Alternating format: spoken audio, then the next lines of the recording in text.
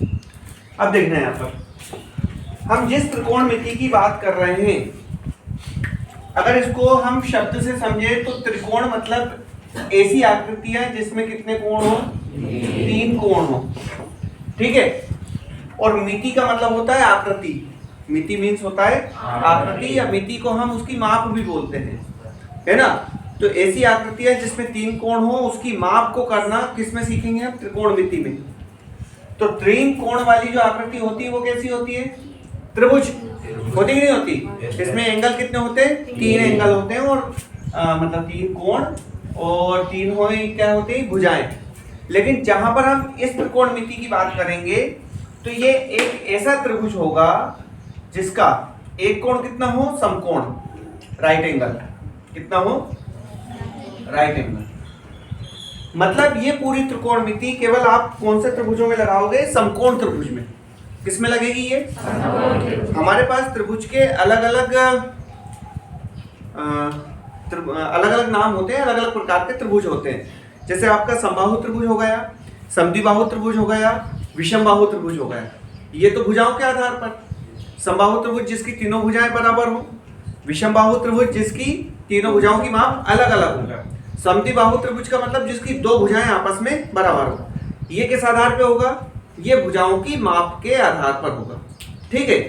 फिर आता है कोण के माप के आधार पर, तो हम बोलते हैं न्यून कोण त्रिभुज, अधिक कोण त्रिभुज और समकोण त्रिभुज। 3 ये हो गए, कौन कौन से, न्यून कोण त्रिभुज, समकोण त्रिभुज और अधिक कोण त्रिभुज, है ना। समकोण अपन राइट एंगल बोलते हैं इसको, 90 डिग्री के कोण को। तो जो अपनी त्रिकोणमिति पूरी लगेगी वो कहां पर लगेगी, केवल समकोण त्रिभुज में। कहां लगेगी, समकोण। अब यहाँ पर हम इसको मान लो यहाँ पर नाम दे देते हैं ABC। यहाँ पर राइट एंगल बन रहा है, ठीक है। इस राइट एंगल में जो समकोण बन रहा है वो यहाँ पर बन रहा है 90 डिग्री, ठीक है। इसके ठीक सामने वाली भुजा क्या कहलाती है, कर्ण कहलाती है ना, जिसको क्या बोला जाता है, हाइपोटेनियस,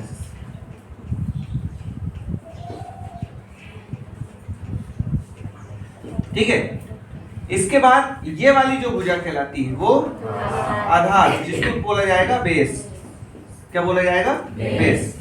और ये जो होता है इसे बोला जाता है लंब, है ना, या फिर परपेंडिकुलर। क्या बोला जाएगा, ये परपेंडिकुलर, ये बेस, और ये क्या आपका हाइपोटेनियस, है ना। इसमें देखो ये जो हम जितने भी ज्यामितीय अनुपात लिखेंगे वो कोण के लिए लिखेंगे, यहाँ थीटा यहाँ होना चाहिए, वो कहाँ होना चाहिए, यहाँ पर, ठीक है। अब यहाँ देखना, हमारे पास 1 2 3 इन तीनों भुजाओं के ज्यामितीय अनुपात होते हैं, जिनको हम साइन, दूसरे नंबर पे कोस और तीसरे नंबर पे टेन, इनसे डिनोट करते हैं, ठीक है। इस साइन को हिंदी में ज्या बोला जाएगा, इसको कोज्या, कोस को कोज्या, और इसको स्पर्शज्या। क्या बोला जाएगा, स्पर्शज्या। साइन, कोस और टेन, साइन को क्या बोलेंगे ज्या, कोस को कोज्या, और ये हिंदी मीडियम वालों के लिए है ना। वैसे हिंदी मीडियम में भी आपका साइन कोस टेन ही चलेगा, लेकिन उसके ये वाले नाम भी हमें पता होना चाहिए। साइन क्या होता है, ज्या होता है, कोस क्या होता है, कोज्या होता है, टेन क्या होता है, स्पर्शज्या। अब इसमें कोण, ये जो साइन कोस टेन होते हैं ये बगैर कोण का कुछ भी नहीं होता, आपको इसमें कोण लगाना ही पड़ेगा। तो कौन सा कोण, ये वाला कोण, थीटा, ठीक है। सबसे पहले इस त्रिभुज का ध्यान रखना, ये 90 के सामने वाली भुजा हमेशा क्या कहलाएगी, कर्ण। अच्छा, लंब और आधार एक्सचेंज हो सकते हैं, कैसे होंगे मैं अभी बताऊंगा आपको। तो ये साइन थीटा, कोस थीटा और ये टेन थीटा। साइन थीटा बराबर होता है लंब बटे कर्ण, ठीक है। कोस थीटा होता है आधार बटे कर्ण, और टेन थीटा होता है लंब बटे आधार। ये कॉन्सेप्ट है इसका, कहां, यहां पर, ठीक है। फिर इसके बाद इनके उल्टे, जैसे ये साइन है, यहां क्या आ जाएगा, कोसेक थीटा, इसके बाद यहाँ पर आ जाएगा कोस का सेक थीटा और टेन थीटा का कोट थीटा, है ना। ये इनके क्या होते हैं, अपोजिट होते हैं। जैसे ये साइन थीटा लंब बटे कर्ण होता है तो ये हो जाता है कर्ण बटे लंब, ठीक है। यहाँ पर कोस थीटा आधार बटे कर्ण है तो ये हो जाता है कर्ण बटे आधार, है ना। और ऐसे ये टेन थीटा लंब बटे आधार है तो ये हो जाता है आधार बटे लंब, आधार बटे लंब। क्लियर है सर? अब इनको याद रखने का तरीका एक ये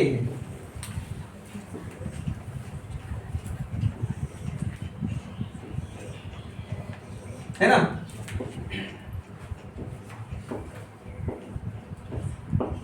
ये क्या लिखा है अगर एक साथ पढ़ेंगे तो, लाल और ये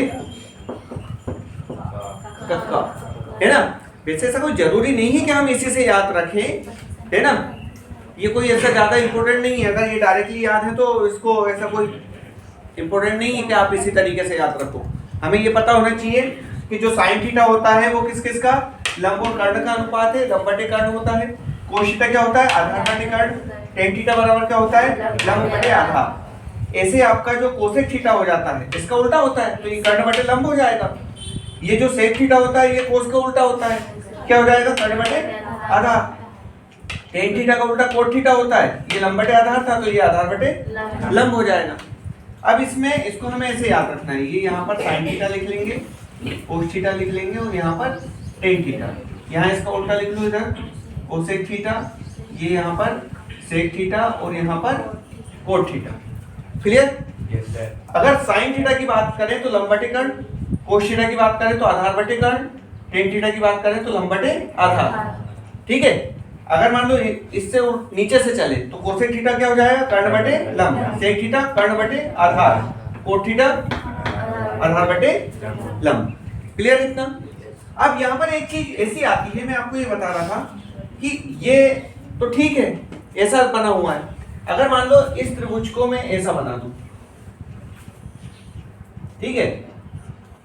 यहाँ पर ये सी को मैं कहा ले गया ऊपर और ए कहा ले आया नीचे। क्या हुआ है, जैसे ये त्रिभुज है तो मैंने इसको ऐसा खड़ा कर दिया, मतलब सी पॉइंट को ऊपर ले गया और ए को नीचे।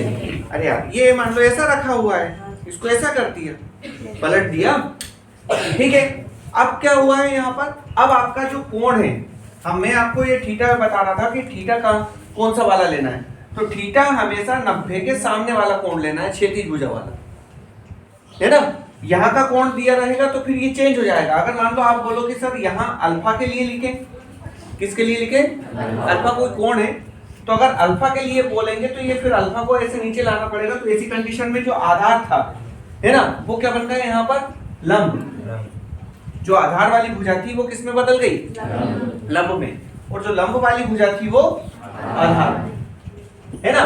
तो बस इसमें थोड़ा सा इस बात का ध्यान रखना है कि अगर वो कोण यहाँ की बजाय यहाँ दिया है, ठीक है, तो अभी आधार ये था, ये किस में बदल जाएगा, लंब में, और जो लंब था वो किस में बदल जाएगा, आधार। तो ये जब क्वेश्चन आएंगे उस समय अपन करेंगे इसको, है ना, दो चित्र बनेंगे वहां पर, आपको इस बात का ध्यान रखना है। चलिए इसके बाद बात करें यहाँ पर एक चीज, क्या होता है कि यदि हम साइन थीटा गुणा कोसेक थीटा करें, ठीक है, क्या करें, साइन थीटा गुणा कोसेक थीटा, तो इसकी वैल्यू कितनी आएगी, 1। कैसे आएगी समझने जरा। साइन थीटा को क्या लिखा मैंने अभी, लंब बटे कर्ण। कोसेक थीटा को क्या लिखे, कर्ण बटे लंब, है ना।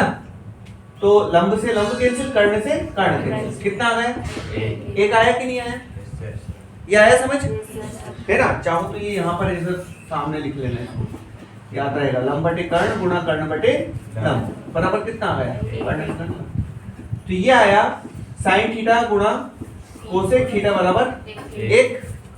यदि यहां से हम साइन थीटा का मान निकालें तो ये क्या हो जाएगा, ये कोसेक थीटा कहाँ है, गुणा में, कहाँ चला जाएगा, या यहाँ पर कोसेक थीटा का मान निकालें तो क्या हो जाएगा, 1 बटे साइन थीटा, क्या हो जाना है, कोसेक थीटा को वही रखा, साइन थीटा भाग में ले जाओ, या फिर साइन थीटा को वही रखा, कोसेक थीटा को भाग में ले जाओ।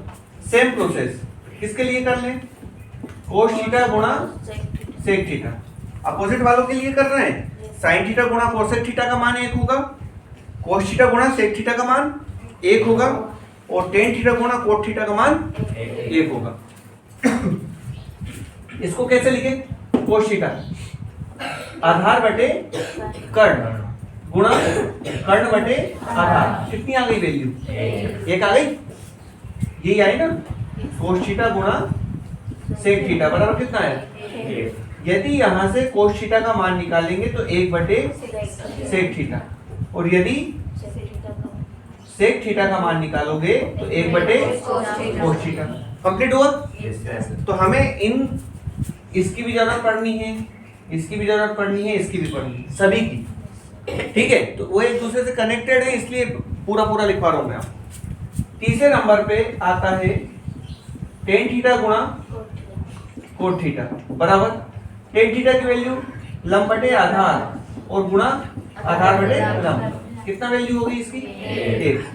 तो यहां से यदि हम टेन थीटा का मान निकालें तो क्या हो जाएगा? 1 बटे कोट थीटा, और यदि कोट थीटा का वैल्यू निकालें तो 1 बटे टेन थीटा, है ना?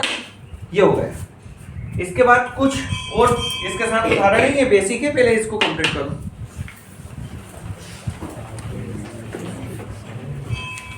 समझिए, अब हमें इसके बाद जरूरत पड़ेगी पाइथागोरस प्रमेय की।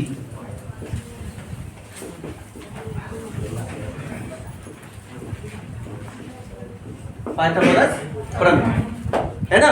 इंग्लिश मीडियम वाले भी अभी इसको हिंदी में ही लिख लेना, उसके पीछे कारण है ना? पाइथागोरस का जो स्टेटमेंट भी आ जाता है लिखने के लिए तो वो अलग से लिखवा दिया जाएगा, लेकिन अभी केवल हम समझने वाली बात कर रहे हैं। अभी इसके, है ना, जो इसका स्टेटमेंट है, जो इसका कथन है, वो केवल अभी हम समझने वाली बात कर रहे हैं कि हमारे पास समकोण त्रिभुज में कितनी भुजाएं हैं? इसकी नाम क्या है? इसका कर्ण, इसका और इसका, यही है ना? ठीक है। अब इसका स्टेटमेंट जो होता है वो ये है, किसी समकोण त्रिभुज में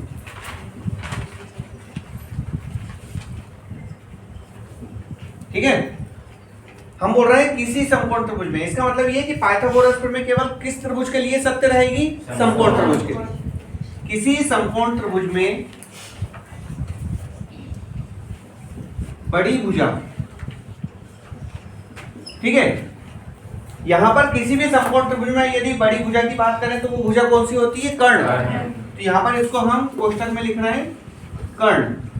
बड़ी भुजा कौन सी? कर्ण का वर्ग, इसको लिखेंगे अन्य दो भुजाओं, है ना? अब ये कर्ण का जो वर्ग होगा वो अन्य दो भुजाएं, अन्य दो भुजा कौन कौन सी बची? लंब और आधार। इसको चाहो तो कोष्टक में हम लंब व आधार लिख सकते हैं, का वर्ग अन्य दो भुजाओं के वर्गों का योग होती है। इन्वर्टेड कामा बंद। क्लियर है सर? हम बोल रहे हैं किसी समकोण त्रिभुज में बड़ी भुजा का नाम क्या दे रहे हैं अपन? कर्ण का वर्ग अन्य दो भुजाओं, कौन कौन सी भुजा? अन्य दो, लंब व आधार के वर्गों का योग होती है। अतः हम इसे लिखते हैं कर्ण का वर्ग बराबर लंब का वर्ग प्लस आधार का वर्ग। इनकी हमें जरूरत पड़ेगी। अभी इसके स्टेटमेंट की बात है, स्टेटमेंट ऐसे ही आएगा लिखने के लिए, 2 नंबर में आ सकता है ना? फिर हमारे पास कुछ वो होती हैं सर्वसमीका। कैसे सर्वसमीका होती है ये? पहली सर्वसमीका है sine square theta plus cos square theta बराबर 1 होता है। Sine square theta plus cos square theta बराबर 1 होता है। इसे बाद में हम सिद्ध भी करेंगे, या इसको सोल्व करके हम ऐसा भी लिख सकते हैं, कहीं पर जरूरत पड़ेगी तो साइन स्क्वायर थीटा बराबर एक, इसको उधर ले जाओ, माइनस कोस स्क्वायर थीटा। तो साइन स्क्वायर थीटा की जगह जरूरत पड़ने पर हम 1 minus cos square theta use कर लेंगे, या 1 माइनस कोस स्क्वायर थीटा की जगह जरूरत पड़ने पर हम साइन स्क्वायर थीटा का यूज कर लेंगे। या यदि हम साइन थीटा की बात करें, इस पे से स्क्वायर हटाएं तो ये पूरी संख्या किसमें चली जाएगी, रूट के अंदर चली जाएगी। किसके अंदर चली जाएगी, ये रूट के अंदर। इसी प्रकार यदि हम यहां से कोस स्क्वायर थीटा का मान निकालें, अभी किसको लेके गए थे हम, साइन को उधर ले गए थे, है ना, तो सॉरी साइन को यही रखा था, कोस को उधर ले गए थे। अब किसको, कोस को यही रखना है, साइन को उधर ले जाना है, माइनस साइन स्क्वायर थीटा, या फिर कोस स्क्वायर थीटा बराबर ये क्या, रूट के अंदर 1 माइनस साइन, हाँ इस पे से स्क्वायर हटेगा, कोस थीटा बराबर रूट के अंदर 1 माइनस साइन स्क्वायर थीटा। दूसरी सरसमीका होती है 1 प्लस टेन स्क्वायर थीटा बराबर सेक स्क्वायर थीटा। ठीक है, इसको भी हम पक्षांतर करके सोल्व कर सकते हैं, जब जरूरत पड़ेगी तो बता दूंगा मैं आगे। तीसरे नंबर पे होती है 1 प्लस कोट स्क्वायर थीटा बराबर कोसेक स्क्वायर थीटा। तो ये पहली सरसमीका, ये दूसरी और ये तीसरी, इनकी जरूरत पड़ेगी, एक इसकी जरूरत पड़ेगी। कर लो।